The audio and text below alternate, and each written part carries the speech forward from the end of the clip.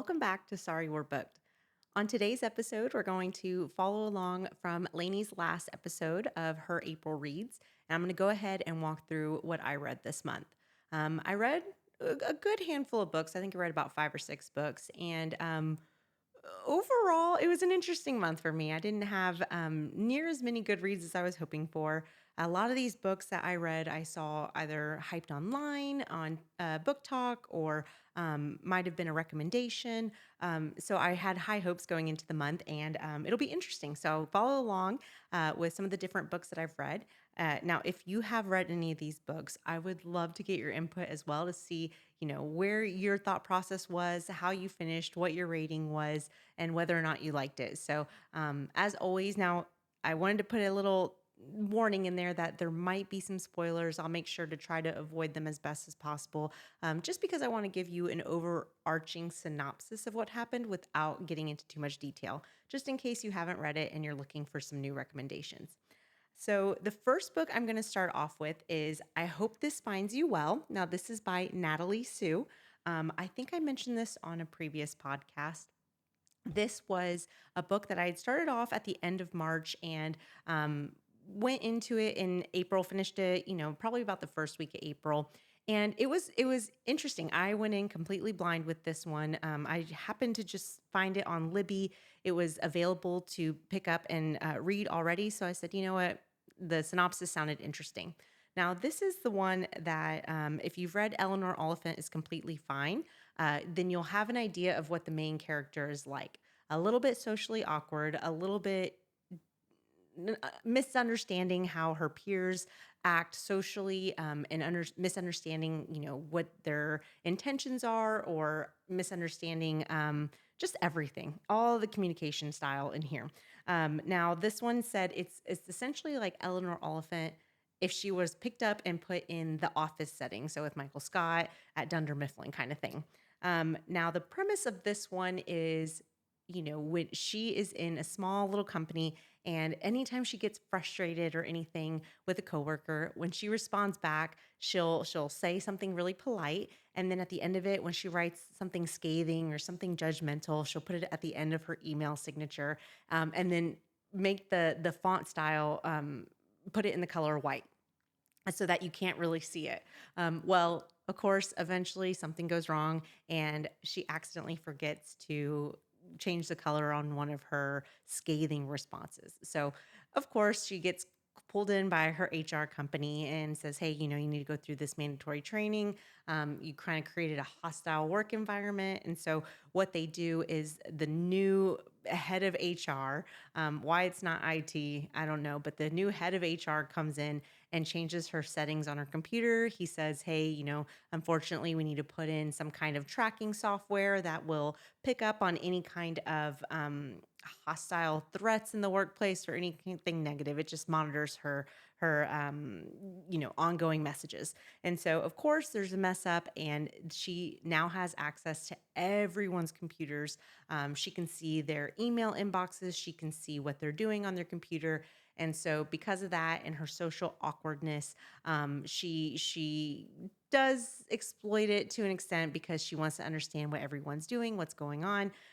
There's been rumors that there are layoffs coming down the pipeline, condensing at her company. So, of course, she wants to use it to her advantage. Now, overall, for me, for this one, let me see what I went ahead and rated it. Let me pull up my Goodreads account here. I believe I rated it about a 3.5 overall, just because I knew going into it just by reading that quick synopsis. I had no recommendations from anyone. I didn't see this online, so I wasn't quite sure. When I say I went in blind, I do think I ended up reading the synopsis after a little bit because I was like, man, this is really uncomfortable. And then I found out, oh, she's supposed to be like Eleanor Oliphant. So with this one, let's see. Yes, I rated it 3 stars. Now, what I had said is I definitely agree. This is exactly what I would imagine if Oliphant was in the office. This book will make you squirm from secondhand embarrassment just because, oh man, she's uncomfortable at times. You're just like wanting to shake her and say, come on, surely you understand what they're trying to say, or surely you're not responding properly in this situation. So man, I felt so uncomfortable for the main character throughout, but at the same time I really appreciated her quirkiness. I said overall it was a decent read, but I found that Jolene, which is the main character, love the name by the way, Jolene.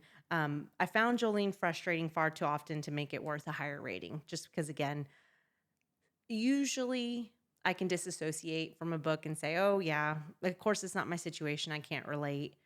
And with her, I was like, "Well, that's not how I am, so, I can usually disassociate." But at the same time, oh, I just found it so frustrating, so difficult for me to move past her social awkwardness.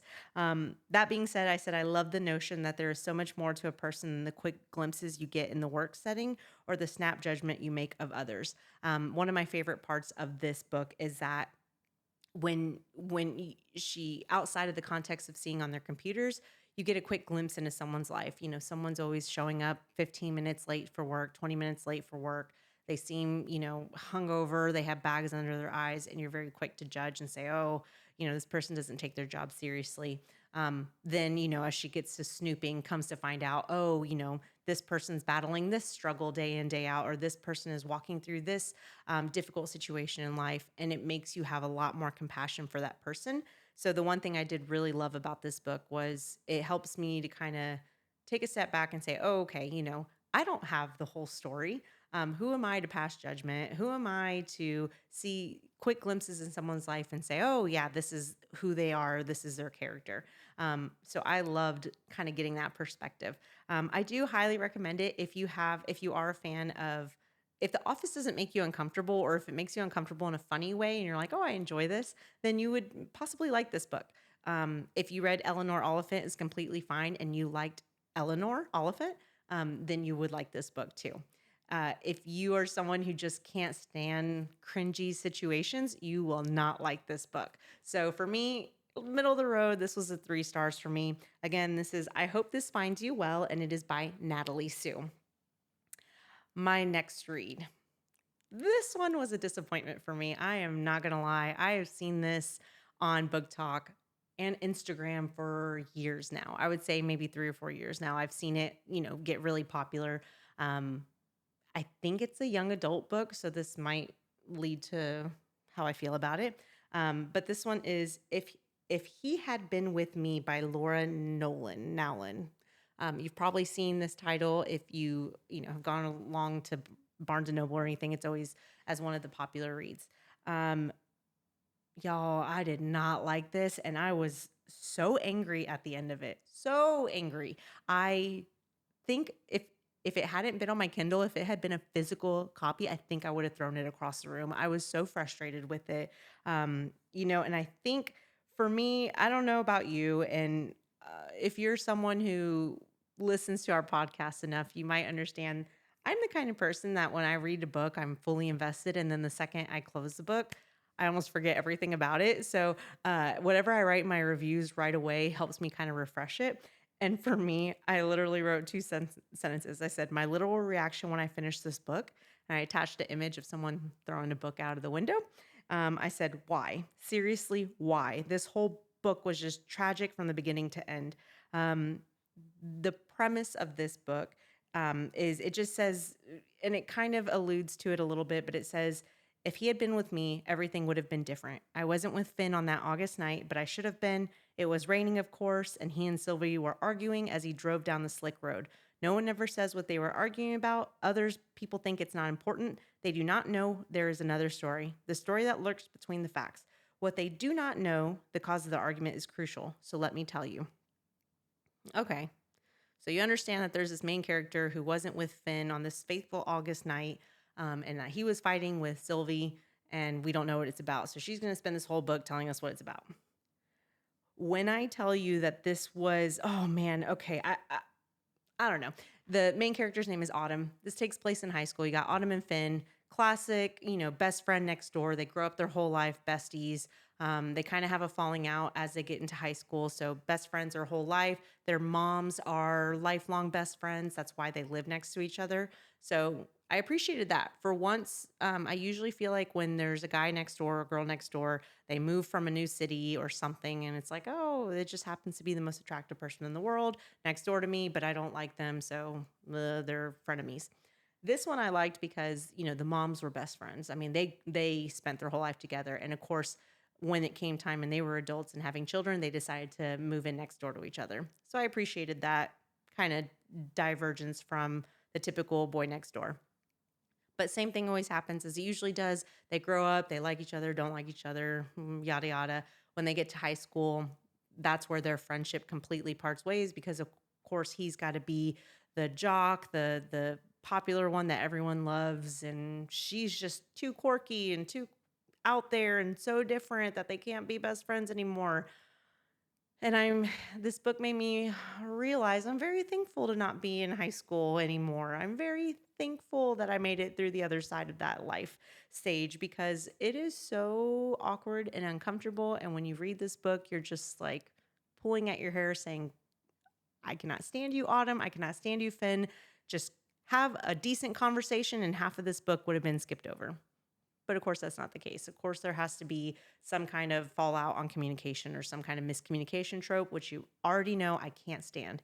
On top of that, they're in high school and it's written like it's in high school. I have no idea. I didn't do any research on the author, but I felt like a high schooler wrote it. And that's hard for me. I think I'm just so far outside of that life stage that I just had a hard time relating, but at the same time, like I read books about high schoolers or 20 somethings all the time, and I don't get that feeling very often. This one was just like, oh, I could not stand it. To top that all off, it was just tragic from beginning to end. I don't know what I was expecting. I guess I could have guessed that from book talk when everyone's like, oh, this will rip your heart out. Maybe I'm just heartless, but I did not shed a single tear.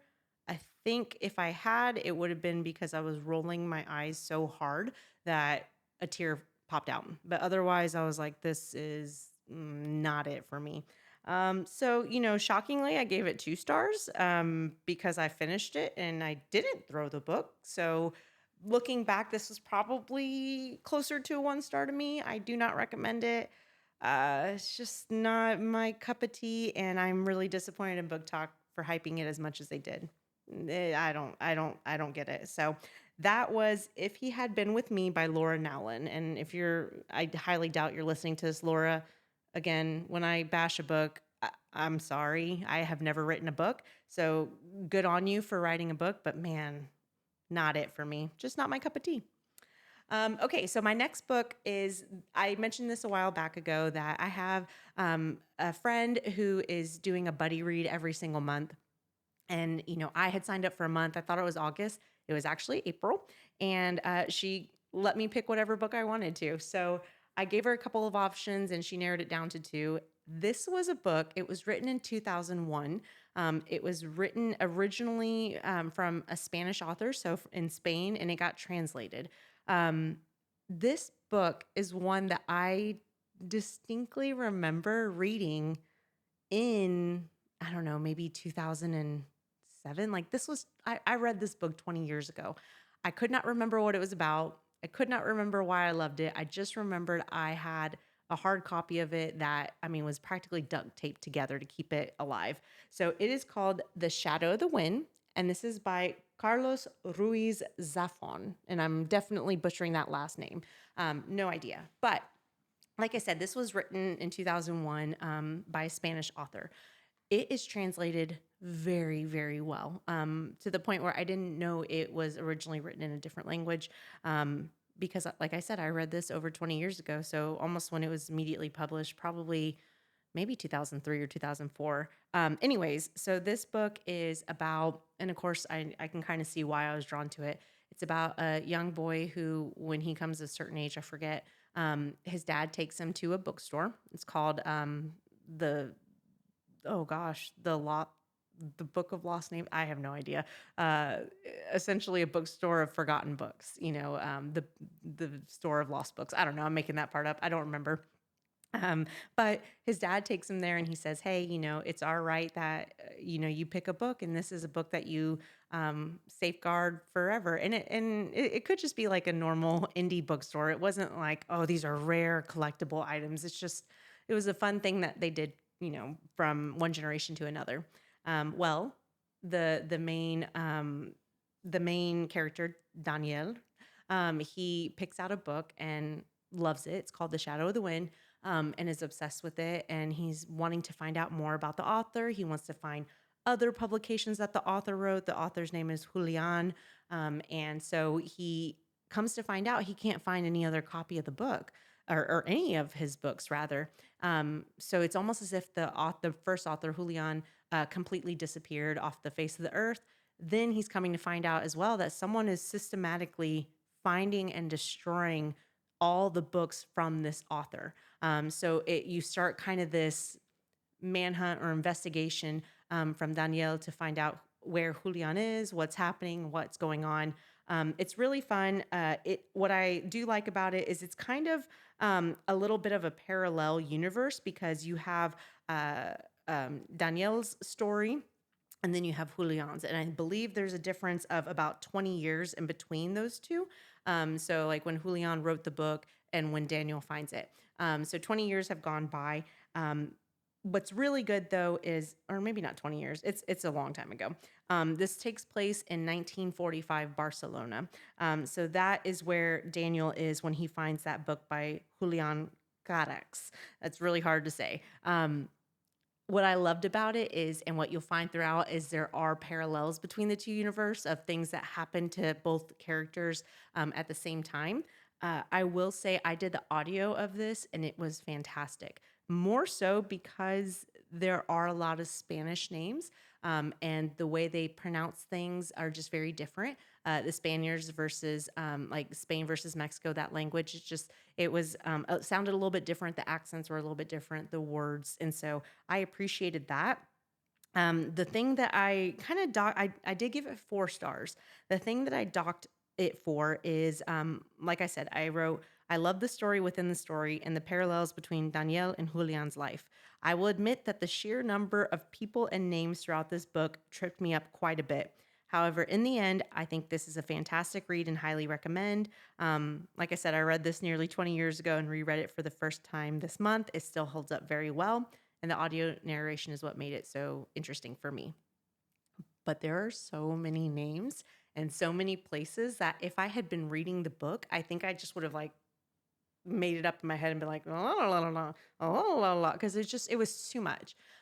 So when I did the audio, it helped it a little bit. But at the end of the day, and then not only that, but the way they say like sir or ma'am is like Don Julio, Don Juan, like whoever their name is. So you don't even get that ease of the different names starting off with a different letter. They're all Don something. That's just sir and madam or Mr. and Mrs. It's just the way that they pronounce people. And so because of that, I'm like, wait, who are we talking about now? What Don are we on? Where are we at? What storyline are we on? Are we on the Julian storyline or Danielle's? Like it just got kind of confusing. The other thing was it took a little while to ramp up because it is 1945 Barcelona, so they're painting this whole scene for you. So it does take a while to ramp up, but in the end, it starts to get really action packed, really good. For me personally, I did not see the end coming, which I always love as well. I will highly recommend the audio version. I will say it has like a little bit of a historical fiction element to it, just because of the place setting. So if you are interested in that kind of stuff, I would say it's not really a big thriller mystery by any means. It's just more of a fictional book, that has mystery elements in it, that has historical fiction elements to it. But overall, I found it very good read. So, The Shadow of the Wind by Carlos Ruiz Zafon. I think there is a book 2 in the series because the series is called The Cemetery of Forgotten Books. For me, I don't think it would be necessary to read the second book. I haven't read it, but for me, if that is the case, this book wrapped up beautifully in the end. There were like a couple of things that bothered me of like plot holes, I would say, that maybe could be tied up in a second book, but I do not think a whole second book needed to be done. So I don't know. I don't know if I'd recommend a second book. I think that if you looked this up and you saw it was a series, I think you'd be perfectly fine with just sticking to the first book because it's all encompassing. So, Shadow of the Wind, Carlos Ruiz Zafon. Um, I would be remiss if I did not mention this next book. This one was not only our Lainey and I's book club book that we're in. This was the book that we picked, but also y'all have heard me by now talk extensively about the one and only Abby Jimenez. So she did have a new book come out called Say You'll Remember Me. I think it's almost every April that she has a book come out. So, Say You'll Remember Me by Abby Jimenez. I was highly anticipating this book because, of course, the last book I read of hers was fantastic. Um, Part of the last book she wrote was in the Part of Your World series. It was just for the summer. Loved it, loved it, loved it. So, that being said, I was really looking forward to this Say You'll Remember Me. Now, the premise of this book very fascinating to me. It's kind of the situation is where you have this gorgeous veterinarian and a broody, kind of awkward. He knows he's gorgeous, but he's also a little bit socially awkward veterinarian. And then you have which his name is Xavier Rush, which I was like, oh, it's an interesting name, Xavier Rush.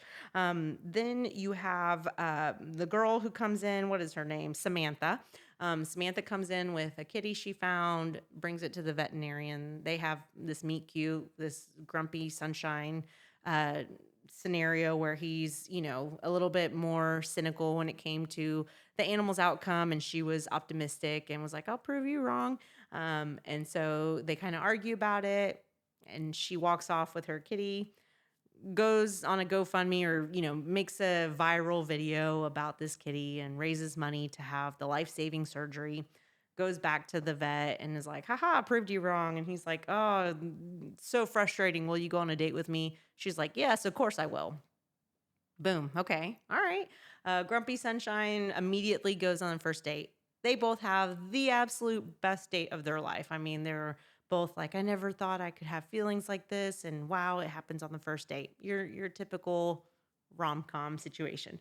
Um, then you come to find out after this insanely wonderful date, he's like, I think she's the one. I mean, it's instant. Like he's like, she's it for me. I'll have to figure this out. Like, of course, I'll date her and woo her, but like, she's it for me.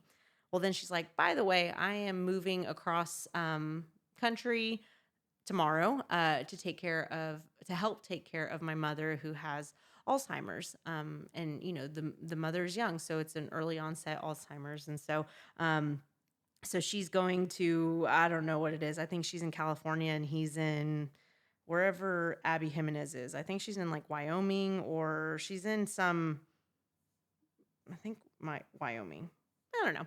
Anyways, and so of course they're trying to figure out, oh, do we do this long distance? And the whole line, she's like, after the first date, she's like, just don't remember me, just forget about me. So of course you have the title, Say You'll Remember Me. It's also kind of a dual concept with the Alzheimer's as a huge portion of this book as well.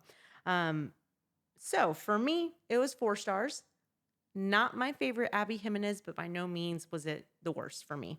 Um, what I wrote is my review is Abby Jimenez.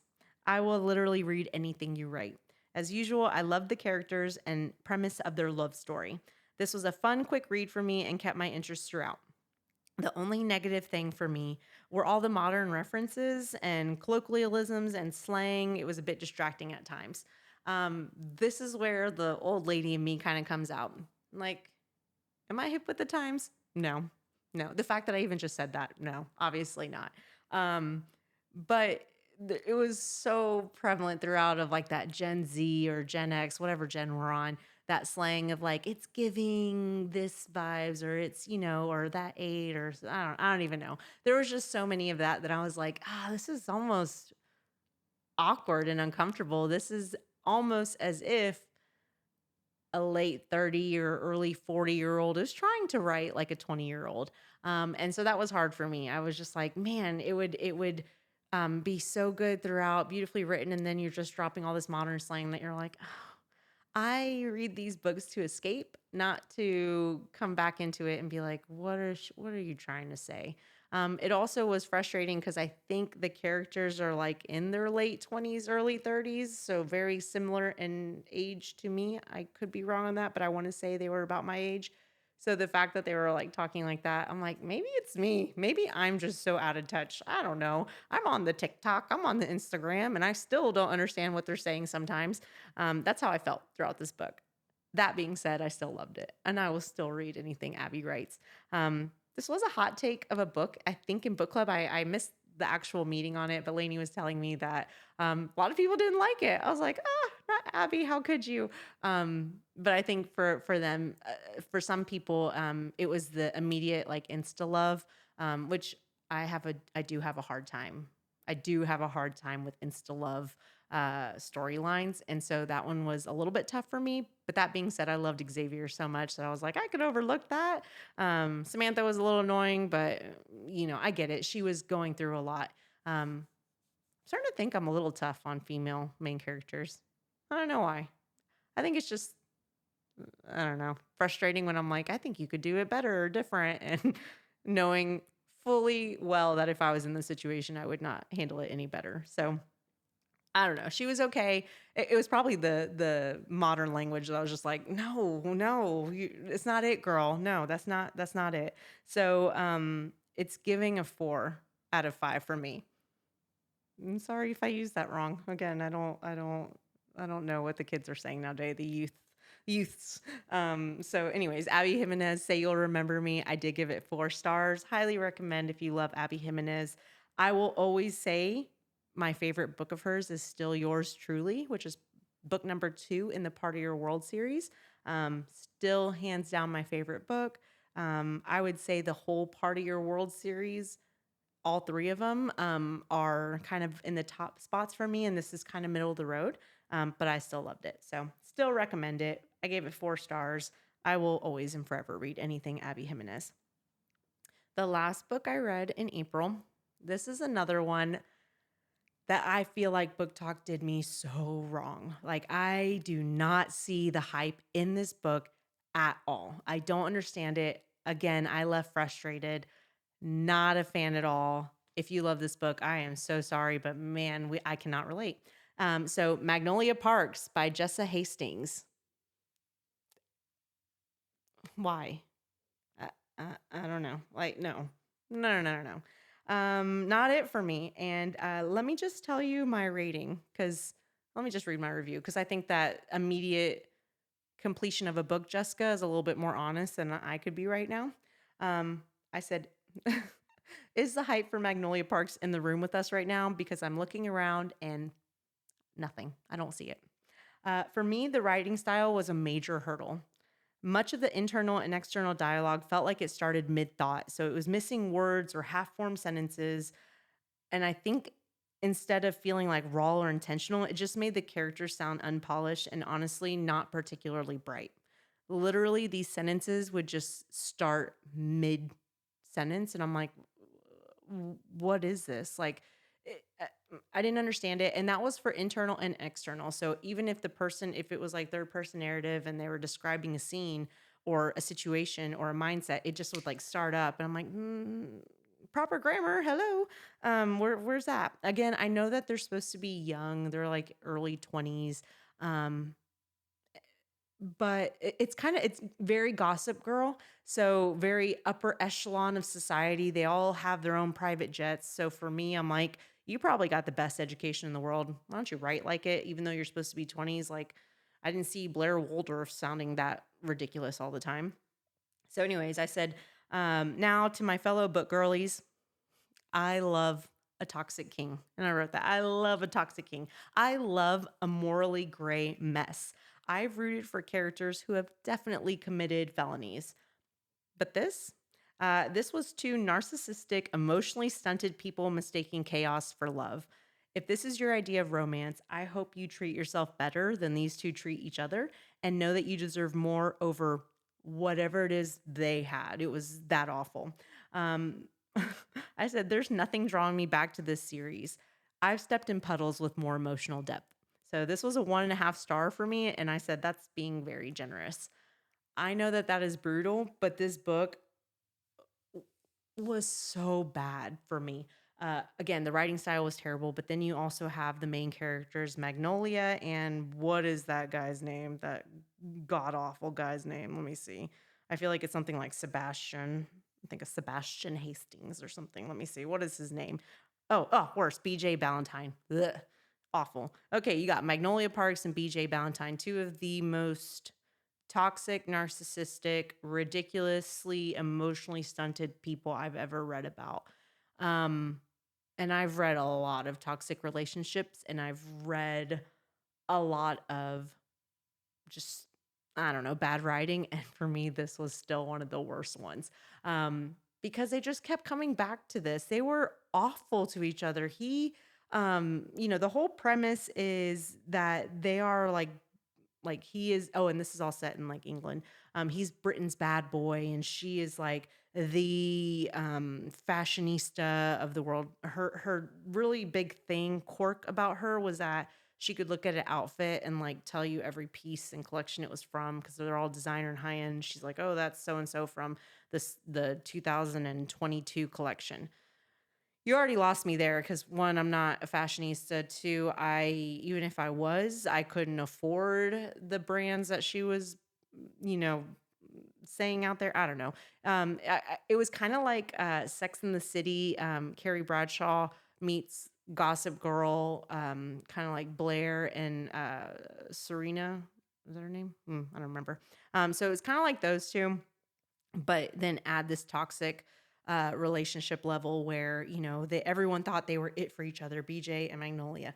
The whole premise of this book is that BJ cheated on her at some point, and they broke up, and the whole rest of the book is will they, won't they? And that's not a spoiler. That's literally how it starts out, and then the whole book is like, will they, won't they? Will she forgive him? Will they? And of course, the whole time they show love for one another by further hurting each other. So every time he gets jealous, he sleeps with another female. And by the end of the book, he's like, it's hundreds of females. I'm like, good God, man, keep it in your pants. But not only that, but like, yeah, that's love. Every time I'm upset, let me go sleep with someone. And then Magnolia, her thing is like, she cannot be single. She just can't. Like, she is a serial monogamous, and so whenever he cheats on her, she's constantly with a new guy, but it's always like, I don't know, there for the relationship, there for furthering her agenda. I don't know. Again, they were so bad, like so bad. And then there's a whole cast of people in the background that they have their own little storylines. And this is a whole series, so it's very similar to, some of the other series I've read where okay, there's going to be multiple couples throughout, so the next one is going to focus on this guy and that girl. I don't know. I don't want to read the rest of them because it was that bad. I've read people's reviews and people's like, oh, the second one is really good. Because there's this other two people, I think it's like Christian and Daisy are the other two. And they're like more mafia. I don't, again, like you got upper echelon of society and then like mafia drug pin king lords or kingpin drug lords. There you go. But like high end. I don't know. They had a little bit more emotional depth, but again, this was so bad that it would be real. I would be hard pressed to want to read the second one. Like it would have to be really good. So, man, I could not stand this book. I don't know what else to say. I do not recommend it. I'm very mad at Book Talk. Think I'm done with Book Talk recommendations because they've just been so bad. I'm like, okay, these are rigged. The authors paid for it or something, or people are very different than me, and that's okay. I Like we've always said here on Sorry We're Booked, I won't yuck your yum. If this is one of your favorite books of all time, I want to know why. Can we have coffee and you just tell me why you love it? Because again, I love me some toxic men. This is just bad. This is just bad. This is like, oh my gosh, both of y'all would do better without each other. Like it was just bad. So I don't recommend it. 1.5 stars, being very, very generous. And if you see it all over Book Talk, just run away because yeah, I like the cover though. I thought that was cute, and all the covers do kind of draw you in visually, and then that's it. You're just left with a terrible story. So, anyways, Jessa Hastings, Magnolia Parks. Jessa, if you're listening to this, again, I highly doubt that. Um, why? Why'd you make them so unlikable? Like, oh, and then I also read somewhere that she kind of wrote Magnolia like after her. So she, like, a lot of Jessa Hastings' personality is in Magnolia, which brings up a whole other line of questions for me. I'm like, Jessa, you need a hug and you need someone to love you, because that is not love in any way, shape, or form. It's very, oh man, I feel for you. So if you think that this is, and I read some reviews that are like, oh, these are relationship goals. I'm like, yo, aim higher, do better, because anyone deserves better than the relationship that they had with one another. So that's a pass for me. Um, those were all the physical books I read in the month of April or listened to. Of course, I would be remiss if I did not bring up whatever Hermione fan fiction I did read. Of course, I read, oh, so good. I read Love in the Time of the Zombie Apocalypse, written by Rizzle. This is fan art, so just love it. Um, it's Harry Potter meets The Walking Dead. It's amazing. I love it. If you like The Walking Dead and Harry Potter, and you've been around long enough that I haven't scared you away with all my fan fiction recommendations, highly recommend. Again, I don't rate or review them or I don't rate them just because it's fan fiction and this is just someone's passion project. But it was really good. That to say, I found the audio version by ETL Echo audiobooks. I love their audiobooks, just because this one is a long fan fiction. I think I took the entire month of April. This was after I finished Shadow of the Wind. I finished that pretty quickly. I want to say in the first week, maybe second. We were pretty quick on that one. I spent the whole month listening to this one and to my long commute in. So it's a long one, but very good. So of course, I always have to wrap up with my fan fiction. Maybe one day I will stop reading them or listening to them. That is not anytime soon. So if you can't stand that I bring it up, I'm sorry. It's here to stay for a while. You would think a year of this, I'd be done and tired of it. I feel like I'm just getting started in a lot of ways. So very sorry if that's the annoying part of our podcast. I'll try to tone it down a little bit, but no promises.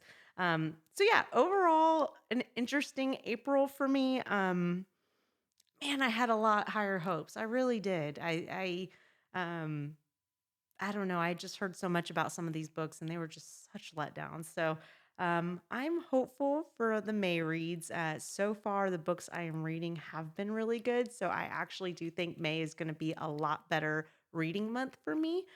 So stick around, and Lainey and I will go through our May recap as well. We have a couple of different episodes coming up. I think we're going to do an in-depth review on Say You Remember Me. So that is one that will be coming up that will have a lot of spoilers in it as we go through it. But overall, meh, it was April. It was an April. Maybe it was April Fool's joke that it was going to be a good month. But anyways, thank you for, if you've made it through this, thank you so much for supporting our podcast. Please don't forget to like, subscribe, and share to your friends. As always, we appreciate you tuning into Sorry We're Booked. And next week we'll have Lainey and I back together. We were both kind of on vacations, a lot of life updates. So very excited to get back with my reading partner so that you don't have to hear me drone on for over half an hour. I need that back and forth. So thank you again. Until next week, we will see you again soon.